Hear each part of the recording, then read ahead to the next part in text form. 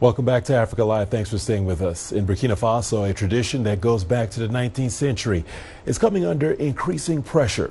Bazin beating is a craft technique used to ensure a fabric unique to West Africa remains shiny and stiff. But with more people opting for modern methods of laundry, Bazin beaters say they fear for their trade and tradition. TGTN's Wanja Mugai with more. Bazin beating is an age-old Burkinabe tradition meant to preserve one of the country's most cherished fabrics, the Bazin. The intense beating requires a wooden mallet weighing about 2 kilograms, candle wax for the shine, patience and zeal. The pounding compacts the fibers in the fabric, creating stiffness and a metallic sheen.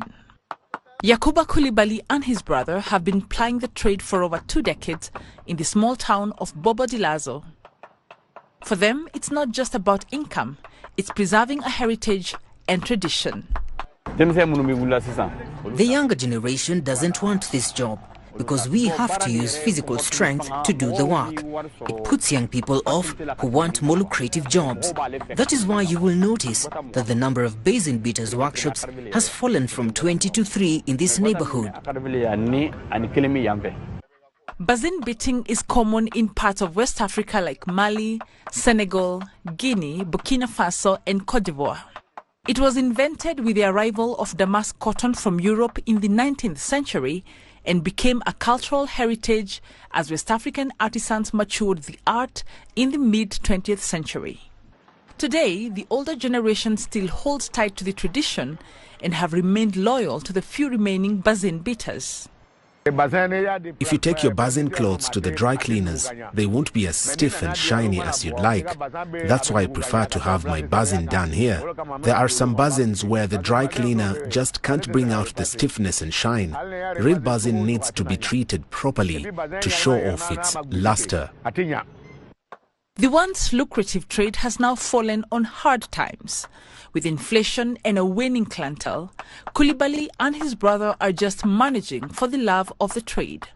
They charge between 500 and 2,000 CFA francs, that is between 90 US cents and $3.50, depending on the type and size of attire.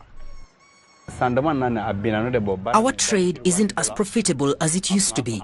Printed Bazins from Asia have flooded the market, and Bazin enthusiasts have decided there's no longer any need to have them beaten. These days, we work ourselves to the bone for almost nothing. What we earn now is just enough for our daily bread.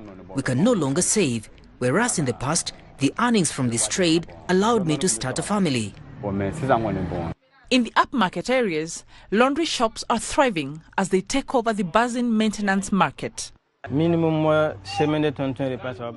minimum, we can iron over 40 Bazins a week and around 100 a month. We often exceed that number. We do receive some beaten Bazins, but they are a bit tricky to iron. Though we manage it in the end, we prefer new Bazins. 23-year-old Malika Dagoni dons her Bazins with pride, but no amount of love for it will take her to Bazin beaters. I prefer dry cleaning to the traditional Bazin beater because with the beaters, holes start to form in the Bazin over time and you end up having to discard it. So I prefer dry cleaning, which does the dry cleaning and ironing at the same time, which is more efficient as well.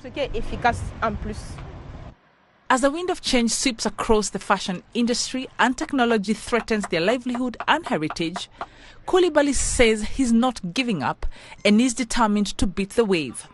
However, he is unsure of what the future holds. Wanja Mugai, CGTN. Time now for our business segment. Here are the headlines.